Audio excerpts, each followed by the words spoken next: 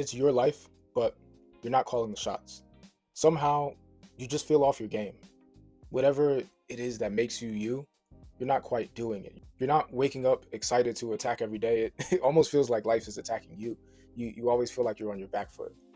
We all have things that make us who we are, and in our ideal world, we do them. But has life taken you out of your game?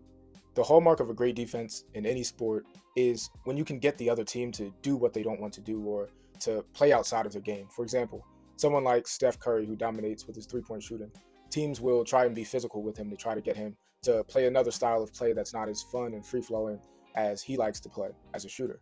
Or if someone can't shoot well, well, maybe they'll pack up the paint, looking at you, Giannis, and make them shoot a little bit more. Or if it's football and there's a quarterback who thrives on his IQ and spending time in the pocket to make pinpoint decisions and sharp passes, maybe the defense will rush him a little bit more and make sure that there's pressure on him so that he can't make as many great decisions and shine the way he wants to. Your career is the same way. If there are things that make you who you are and make you thrive, and you're not doing them in this situation or in life, there's a good chance that somehow you've been taken out of your game. I'm Raheem Ville from Razor Sharp Coaching, where we find your edge and leverage it for career success and fulfillment. And today I'd like to take you through 6 signs that you've been taken out of your game. So the question also becomes, what takes you out of your game? Well, the defense can have a great strategy, but it's also pressure. Pressure, stress, anxiety, all of these human emotions can take us out of our game and make us shrink when the moment gets big. So it's on you to have a solid awareness of your game plan and what makes you succeed and thrive so that when those high pressure moments come, you know exactly how to act. Number one, you're reacting instead of leading. There's an old adage in boxing that you always want to do your best to fight your fight and to not react to what your opponent is doing. Have you been at work and you're always reacting to what your boss or your coworkers or someone in leadership is telling you?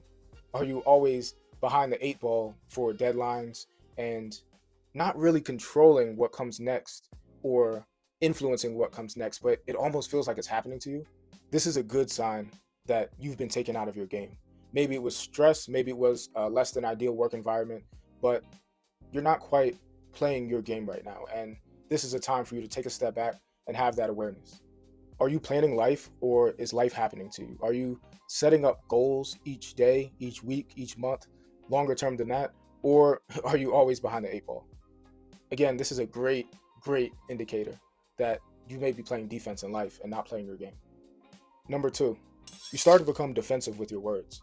Have you ever been in a heated conversation, whether it was a debate or a high pressure conversation with someone at work, or maybe even there's someone that you have a crush on or you're interested in, and everything that you say, it feels like you're on your back foot. It doesn't feel like you're dictating, or it doesn't even feel like if you're in the ocean that you're swimming towards a direction. You're just treading water with your words. This is a good indicator that you've been taken out of your game. It's important that we're intentional with the way that we speak and the way that we show up. And when we feel like our back is against the wall, and if we feel like we're being taken out of our game and stretched outside of what we like to do, for many people, it makes them prone to defensiveness. So if you can't have any heated debates without an argument, if all of your passionate conversations lately have escalated and boiled over, there's a good chance that somehow you've been secretly taken out of your game. Number three, you've lost your rhythm. Has it been more difficult to wake up lately? Have you struggled to do tasks that would take you a few minutes and now it's taking you 3 or 4 times as long? Are you finding it difficult to find words in conversation or to do things that used to be routine or things that you used to love and be passionate about? There's a good chance that you've been taken out of your game, and these things can sneak up on us. So if you have lost your rhythm, if your shot's not falling quite like you were expecting, if it's more difficult to do those assignments or to just show up and do all of the things that used to be routine or even enjoyable for you before, it's a good chance that you've been taken out of your game. Number four, comparison has you second guessing. I say this lovingly, but many of my lady viewers may relate to this where you're planning an outfit for somewhere you want to go, and then you call your homegirl or your homegirl calls you and you ask, what are you wearing? What is appropriate for this occasion? And Maybe now the outfit that you were thinking about before doesn't seem good enough. Maybe it doesn't seem as socially in tune as you thought. Maybe you feel like now you're dressing up too much or you're too casual. Or maybe even in the workplace, there are decisions that you know would benefit the team, or there are things that you would like to contribute strategically, but now you're afraid to trust your instincts. You're overthinking each of your steps and you're comparing yourself to the next person.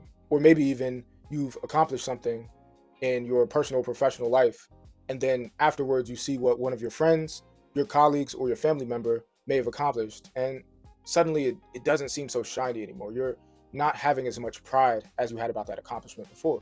Or maybe you're just looking at your life and comparing it to the next person, and it just isn't quite measuring up. If any of this resonates with you, there's a good chance that you slipped into playing outside of your game, and it's time for you to get back in. Number 5, your standards start slipping. This one can creep up on you slowly when you've gotten out of your game. Are you starting to measure yourself by the deadlines at work? Are you no longer holding yourself to your abilities, but instead just avoiding doing so badly that you get fired, or that you get demoted, or that someone says something? Are you trying to now fly under the radar, right? Are you no longer working out to meet goals, but now you're just working out to check boxes and to maintain a flat line? If this sounds familiar or resonates with your life, then it may be time to start reevaluating and thinking about how you can start playing to win and stop playing not to lose. And finally, number 6 is that fear has made you stop taking risks and start shrinking. So, risks are fundamental to growth. Growth is born out of discomfort, which means we have to do things where we don't quite know the outcome. We have to do things like suggest something new at work, ask a question that may be out of bounds to some people. We have to come up with new ideas and concepts, and we have to overall take risks. We have to go for jobs that may seem just outside of our ability. We may have to push back on an authority figure just to ensure that the team moves forward. But if now you've become afraid to do these things, if you find yourself faced with a risk and you become so risk averse that you can't function, or if you're naturally a risk averse person, but you're finding yourself taking risks outside of your rhythm or in a way that doesn't feel authentic to you, you're going to look at yourself and maybe you don't recognize yourself in the mirror, right? These are all strong signs that you've slipped into playing out of your game. So now let's take a quick second to review those 6 signs that you may have gotten out of your game.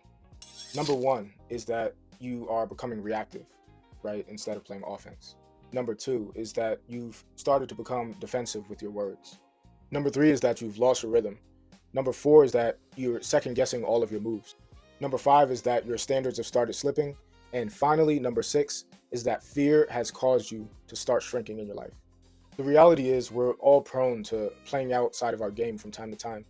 So it's important that we're aware, and we all need those reminders every once in a while to play our games so that we can win. So here's your reminder to play your game. And if any of these resonated with you, or if you saw anything during this video where you were playing outside of your game, let us know in the comments, right? Let us know how you've been playing outside of your game and one thing that you can do to get back into your game. Big or small, what's one thing that you can do to get back into your game? Let us know. Like, comment, subscribe, and thank you again for watching today's video. My name is Raheem Veal from Razor Sharp Coaching, where we find your edge and leverage it for career success and fulfillment. I'll see you on the next video, and remember, shoot your shot, play your game.